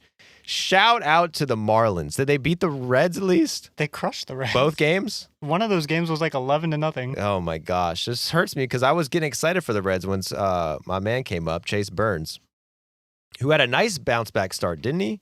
Who did Chase Burns start after his pitches got tipped? It was the Phillies. Phillies. Yeah, so he had a great start against the Phillies, which is great to see. It was honestly was his best start of his young career. I want to say he was a shutout, right? He allowed 1 run. Or no, I think he allowed 0, but Wheeler, he was facing off against Wheeler. Uh-huh. Well, they're going to need him. I guess Hunter Green's rehab was delayed. That sucks. Groin injury for the Reds. Sucks for the Reds, but it's good for the Marlins, the mighty Marlins. Glad we got to shed some light on what's going on in Miami. 3rd place, 7.5 games back of wild card. Could they buy? All 5 Marlins fans were going to get on us if we didn't talk about the Marlins, so we had to. It might be time to buy if you're the Marlins. Might be time to buy. They could use some help. Guardians Astros. This is the funny series because the Guardians came into the series the worst team in baseball, bro. I mean, what do you got on the Guardians, Mitch? They had lost 10 straight games before facing off against the Astros. Oh my god! So that after they faced the Astros, they lost 10 in a row. No, coming into the Okay. series, they'd lost 10 in a row. Gotcha. They are 5.5 games back from a wild card spot now. Their playoff odds have dropped from 44.5% to 8.2% since the beginning of June. Oh my god! 44% to 8%. I'm shocked it's still 8, to be honest. Their offense is dead last in WRC+, and they've scored the fewest runs by 19 runs. That's so funny. It's just literally Jose Ramirez. I saw my buddy Jay Hay talk about this, clip of Jay Hay talk about the Guardians, and he was giving the Guardians so much shit because he's a Guardians fan, and I feel for him. I feel for Guardians fans. Like, they really did win the division last year, make it to the ALCS, like have a surprisingly good year, and then just like traded their players away, like traded Naylor away.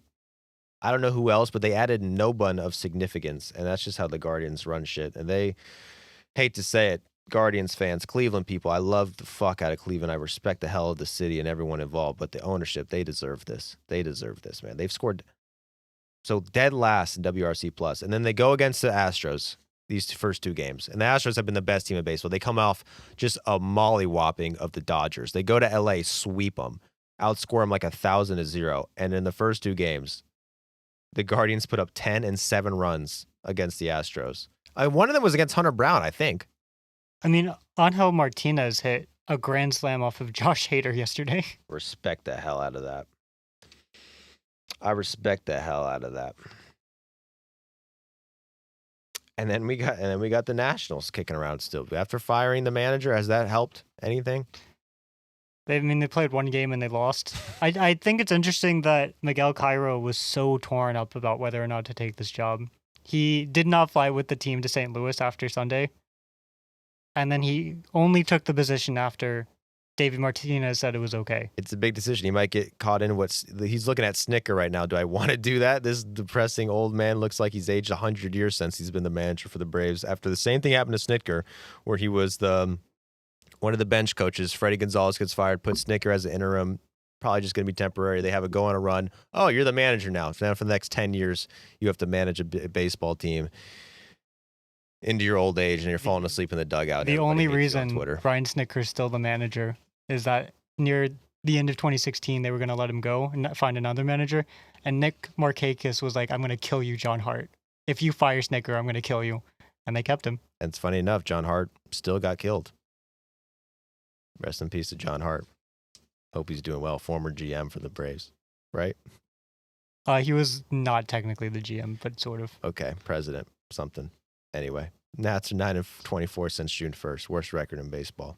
Did you know Cairo, this is his second time being an interim manager?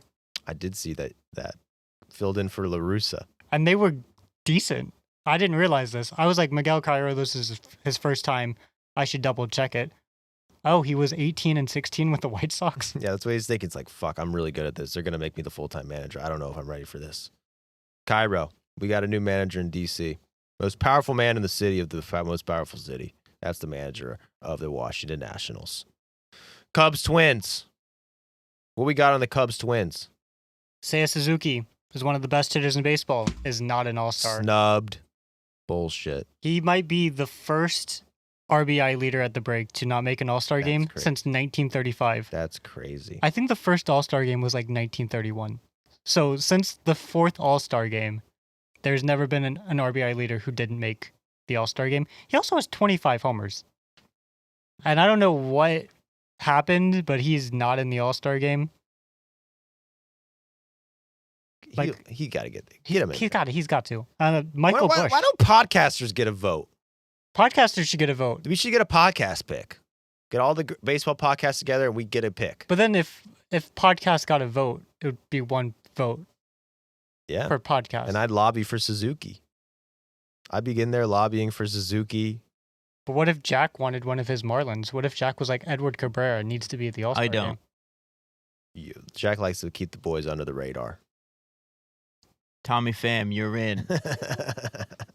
And I could ride with that. That's the baseball. Podcast doesn't exist. That's our pick for the podcast pick. Tommy Pham. Who actually got glasses. Am I tripping? Was that Tommy Pham? He got different contacts. Okay. During our research for that, it turns out he's like blind. He needs special contact lenses or else he literally can't see. And I guess he needed a prescription change and he sucked. He didn't homer for like what? The first 2.5 months of the year? I don't think he hit his first homer until mid-June. And now he's good again. Since getting contacts, Tommy Pham. Tommy Pham with contacts is dangerous, dude, because now he could be so far away and be like, what the fuck you looking at? From any distance, really. Yeah, just all day during the game. Now he can see the fans are looking at him. He's just looking, why is this guy fucking looking at me? So on the 7th, someone tweeted that sources close around me have confirmed Tommy Pham got new contact lenses around mid-June. Since June 22nd, he's 16 for 37. It's a .432 batting average. Hey! 3 homers, 15 RBIs. Hey man, he might just like hit a contacts might have just got him traded to a contender for the 7th year in a row for Tommy Pham, which I would love to see Tommy Pham on the freaking Phillies, bro. Come on, bring that blue collar mentality back, Phillies. Get Tommy Pham. That could be an issue. Phillies fans with Tommy Pham in there. Ooh, he has a couple bad stretch. The fans want to say, Tommy Pham, you're a bum. And he just goes out in the crowd and just fucking elbows him in the face. Hey, he's in Pennsylvania already. Tommy Pham to the Phillies would be a great trade. But the Cubs and the Twins, they split the series 1-1 so far. And that's all I got on that, to be honest. I just have Pablo Lopez. He's on the 60-day IL. He is probably their best pitcher, and some of the Twins blame the mound in Sacramento for his injury. Oh, no. But he lobbied to get on the broadcast, and they had a broadcast night with him, and he made sure to get a matching polo. So Pablo Lopez, I think he also was trying to be a doctor before he got... Yeah, I remember that. Yeah. So he's either going to be a doctor when he retires, or he's going to be a broadcaster. He could do it all. Can do it all. He could do it all. He needs to be a doctor because that guy's fucking arm is always hurt. Do you think he self-diagnoses? Like he throws the ball and he's like, "That's it. That's my shoulder. That's sprained. Grade 2." Yeah, I need my own medical degree. I need about 6 weeks in a polo. Yeah, that's unfair. I don't know if his arm is always hurt. It's just hurt right now. Just hurt right now. He'll be back after 60 days at least. And the Tigers versus the Rays. Rays, man, Jack. One team does great, the other team doesn't, man. The Rays have fallen on hard times, bro. The Rays were one of the hottest teams in baseball for a few weeks. A lot of excitement in Tampa Bay. But recently, it's not been as good, man. They've lost 4 out of their last 5. They've lost 1, 2, 3, 4, 5, 6, 7 of their last 9. And now they have to face the freaking Tigers, who look to be unbeatable, bro. Not only do they have Scooby snacks. I mean, you did the research on the Tigers. Let me know. That's your team, Mitch. I'll let you speak on the Tigers, how they've been looking. I feel like the Tigers, we focus a lot on Scooble if we talk about them because he is probably the best pitcher in baseball. Like, not a joke on that one. But their hitters are really good, and I don't feel like most people know these hitters by name. Like, Zach McKinstry should be an all-star. He has a higher WRC plus than Baez, Caminero, J-Rod, Brandon Lowe, Bobby Witt, Steven Kwan. All of those guys are all-stars. Zach McKinstry's not. Winsel Perez, Spencer Torkelson, Javi Baez, they've all been really good. Gleyber Torres had to take a prove-it contract. He's an all-star now. And then Riley Green, Kerry Carpenter. We're probably the only 2 great hitters coming into this season. So that's 8 hitters with 125 plate appearances or more that are 15% above league average or better. And they have the 6th most runs in baseball. They're really good at taking bases, but they don't steal at all. So they have a really interesting strategy where they'll pick up an extra base if the ball's in play, but they will not steal a base. Yeah, they've been hitting bombs too. Why steal? Why get runners out when you got Kerry Carpenter coming out to hit a 3-run bomb? They're 6th in homers. 6 in OPS, 6 in runs, and 6 in homers. 6. That's a bad sign. And they have higher playoff odds right now than the Dodgers. Damn, yeah. The Dodgers' 5-game losing streak hurts because, they were about to get that 100, for be the first team to 100%, and they can't do it. They can't get over that hump. Looks like the Tigers could get there. 99.8% chance to make the playoffs if you're a Tiger for the Tigers. Whatever. And they beat the Rays 2 in a row. Rays struggling, but Clanahan's coming back soon. That's good. Hai-Sung Kim came back. That's good because their shortstops have been terrible this year. I mean, among the worst hitters in baseball. And Ha-Sung Kim is normally a decent hitter with great defense. But he came back, I think, July 3rd. He played 1 game, went 1 for 4, and then he missed the next 3 games with a calf strain. Calf soreness. But he's back. He played yesterday. Gotta do your stretches, my man. That calf is sore. Gotta do your stretches. I went to yoga yesterday. Not bragging, but I stretched it out, bro. Emily got me stretched out. The instructor, she was a badass bitch, dude. She was like, hold it! It's like, ma'am, I'm tired. It's hot in here. You guys ever do yoga? Yoga No. class? I have. My mom was a yoga instructor when I was a kid, so I used to get in there and, downward dog and pigeon pose and all that. What's your favorite? Probably a pigeon pose. It's actually real nice. Stretching out that glute, you know what I mean? Great for knee stability. We got to get Hassan Kim some pigeon poses, man. I don't know. Do they have yoga in Korea? Yeah, I'm going to go ahead and go out on a limb and say they have yoga here, and that's an Indian thing, so they probably have it there. Okay. That's good to know. So he has no excuse. They got yoga in Korea. Why aren't you doing it? Speaking of Korea, the Orioles and the Mets. Mets are now tied for with the Phillies for first. Shout out to the Mets. They've won 5 of the last 6 after that really tough stretch for the Mets where they lost 14 in a row, which I predicted thoroughly. But Soto's in the media again. Soto was asked, because Soto was another All-Star Game snub. Soto's had a great year, despite what the New York Post has said. When asked if he wants to be an All-Star, he said, yes, of course. Quote, there's a lot of money on the table if he makes the All-Star team.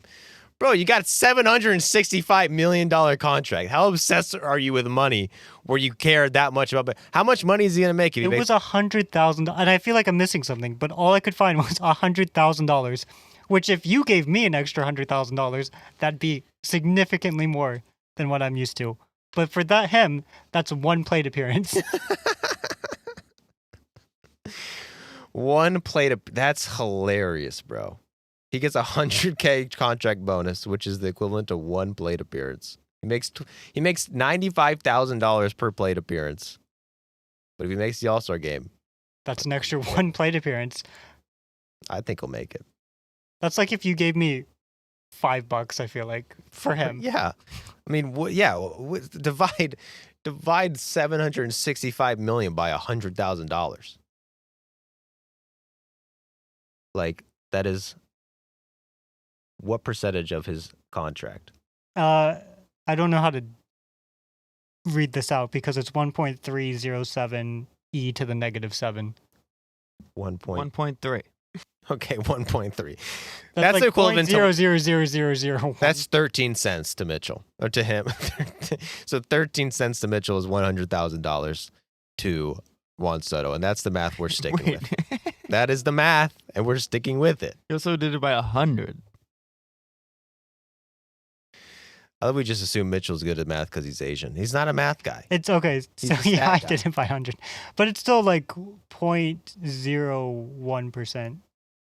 No, it's 0.00001%. That's zero. It's fully zero.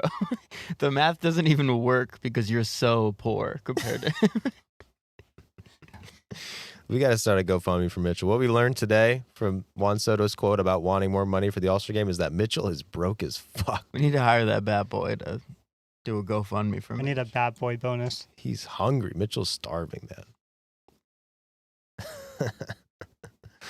So the Mets go in a game against the Orioles, bro, and their Mets are down by 4 in the 8th inning. They score 4 and just tear the Orioles' heart out of their chest. And the Orioles have been playing better ball since they got their new manager coming off against sweep against the Braves, but goddamn, that starting staff is still rough. They still don't have a starter with at least 50 innings with an ERA below 4. Brandon Young, 26-year-old rookie who came in last night with a 7.04 ERA, actually did well through an immaculate inning for the Orioles.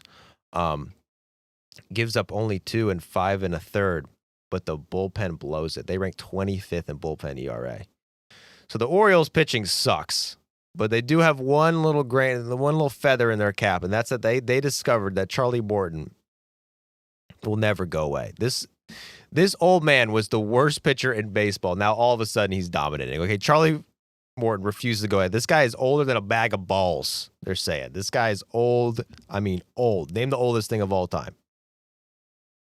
The Sun. The Sun. Charlie Morton is older than the Sun, and he's pitching for the Orioles. He was drafted the same year as his teammate Jackson Holliday was born. What year was Charlie Morton drafted? 2001? 2002. 2002, bro. What were you doing in 2002? I wasn't even rooting for the Braves. Jeez the wheeze, bro. You know what I was doing? What were you doing, Jack? Remembering 9/11. Never forget. He is 41 years old and immediately gets hit around in his first start. He gave up 5 runs in his second start, walked 5 batters in his third start, gives up 5 more runs in his fourth start, and in his fifth start gave up 7 runs, doesn't get out of the second inning, and gets booed coming off the man by Orioles fans. All right, he had an ERA over 10 at this point, was the worst starter in baseball by ERA by far, wasn't even close, was walking close to 7 batters a game. The Orioles moved him to the bullpen. His career looked over. All right, good run. Charlie Morton had a great career. The guy has been amazing. He's got a World Series, amazing career, but that's it, Charlie Morton. Trying to get big hitters. Sorry, Charlie Morton, that's it. 41 years old. You did it. It's time to bow out. Psych! Over his last 7 starts, comes back after they got a new manager. They take him out of the bullpen, put him as a starter. 7 starts, he is 5-0. He struck out 10 Angels in just 5 innings. He's top 10 in strikeouts since returning to the rotation. Has a 2.97 ERA. Woo-wee! And has been the best pitcher in the Orioles rotation by far, all right? Biggest change is the guy's throwing his curveball like mad. Throws his curveball 55% of the time. And a 41-year-old, his curveball is still nasty as fuck. His spin rate on his curveball, I think, still like leads the league. He threw his highest RPM curveball of his entire career this year. It's like 3,200 RPMs or something crazy. Yeah, he threw one 34,000 or 3,400 RPMs. 3,400. If you know RPMs, that's a lot of them, all right? So he's top 10 in strikeouts since coming back, has an ERA under 3. And like I said, Orioles' best pitcher, and Charlie Morton is back. He might have just walked his way into a trade to a contender if he allows it. He's very picky about where he goes. Knowing Charlie Morton, he's probably got every team that's not within 2 states of Florida marked as a no-go. Because that was his whole thing with the Braves. He stuck around with the Braves because he said it's close to my hometown of Florida. And then he went to Baltimore, which isn't really close to Florida at all. They train close to his home. That's respectable. All right. Well, I think Charlie Morton could be a good trade piece if he allows it. I don't even know what his no trade clause is. He probably has one. I don't think he does.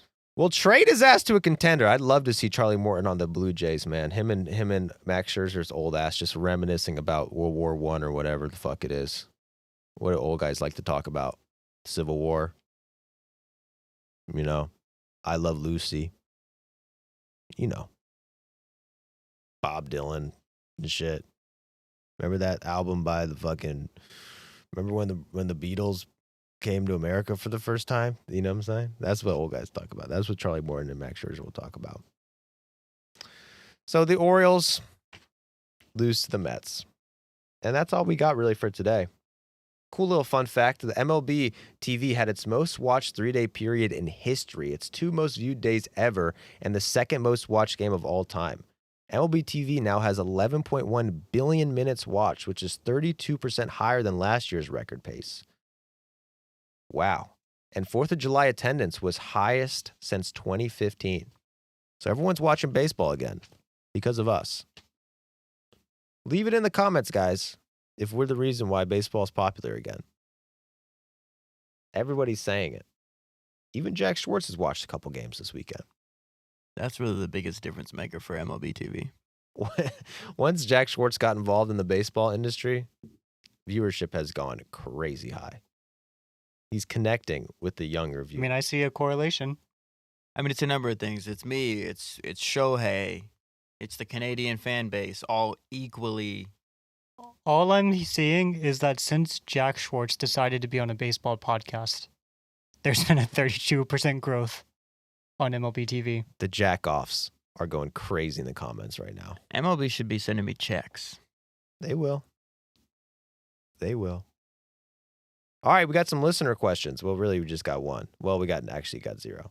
This guy says he deserves Jack's drawing because he listened to the end of the podcast. Do I get the paper airplane Jack drawing? Well, that's up to Jack. It's really up to the airplane. I will make it an airplane, and I will throw it in your general direction. I don't have any information about where you are, but I'm going to go ahead and assume it's west because we're on the East Coast. And I hope it makes it there. Throw it north. I think you should throw it north to Canada. Catch some winds? Why are you assuming it's Canadian? I'm saying you should just throw it north towards Canada. I don't know if Johnny Marr is Canadian. I don't think he is. He's probably not because he would have said something angry. Well, Johnny Marr, keep the eyes peeled because there could be a paper airplane coming your way at any given moment. They can be a little pointy, so don't keep your eyes fully peeled. Definitely like with a slight tilt down. Just stay ready. Ready, go. And Chamleeb says keep it free. Should we keep the podcast free? Podcast free, definitely. I think people should share it more on Spotify, Apple Music, Apple Podcast, and YouTube. Yes. And like it and subscribe. If they don't subscribe to the channel right now, then you're tripping. If you're not leaving a 5-star review, please leave a 5-star review. Please. I really want a 5-star review for my half birthdays coming up. And I'd really appreciate that. Mitchell, he's poor as fuck, and he needs anything he gets. So if the podcast gets more popular, I mean, me and Jack, we're both scraping crumbs off the floor for food. so please. And if you don't subscribe, like, comment, anything, one of us isn't going to eat anymore. Please. I mean, Zins cost like $12 here. Exactly. It's pretty fucked up. Well, come to Virginia. They're cheap as shit, man. I know, it's crazy, dude. When I was in the sticks over in West Virginia area, $5.33 a can. I bought 5,000 cans. You could go to Arlington. It's 10 minutes away, and it's the same price there. No, it's not $5. Yes, it is. I don't know. Also, on the off chance that Chamleeb wasn't referring to the podcast itself and instead just telling us to keep it free, you stay free too, brother. Free. Unlike Canada, which is a fucking socialist, communist piece of shit country that still has a fucking queen and king. Only thing that good ever came from Canada was Trailer Park Boys. Great show, by the way. Trailer Park Boys. Again, I respect the fuck out of Canada. These are outrageous claims. Also, Ryan Reynolds. Ryan Reynolds from Canada. Who else is Canadian? Justin Bieber. Justin Bieber's Canadian. Seth Rogen. Seth Rogen. Joey Votto. Yeah, we can't be saying shit about Canada. I mean, hockey. Joey Votto. Can't have Joey Votto think poorly of us. Joey Votto also had a kind of a beef with Canada for a while. I remember he wasn't a fan of like the baseball in Canada for some reason. I remember that was like a little beef. He said he didn't get as much respect as he deserved or something. Also, free healthcare, dude. Man, I wish we had free healthcare. I hate free healthcare. I love free healthcare. I like going to the doctor and having to pay so much money. I'm like, that means this doctor's really good. I don't even go to the doctor. That's the problem. I haven't been to a doctor since the day I was born. Doctor spanked me, and that's the last time a doctor put his hands on me. Or her hands on me. Got the circumcision, and he said, that's all I need. Did you stitch up your arm yourself? I did. That's why that's why the scar looks like it was done with a dagger. Because it was. Anyway, I am doing Tommy John's for $50 a piece. Just hit my Venmo, roll up to my house. I got you. All right, guys, that's it. We'll see you next time at Podcast Doesn't Exist.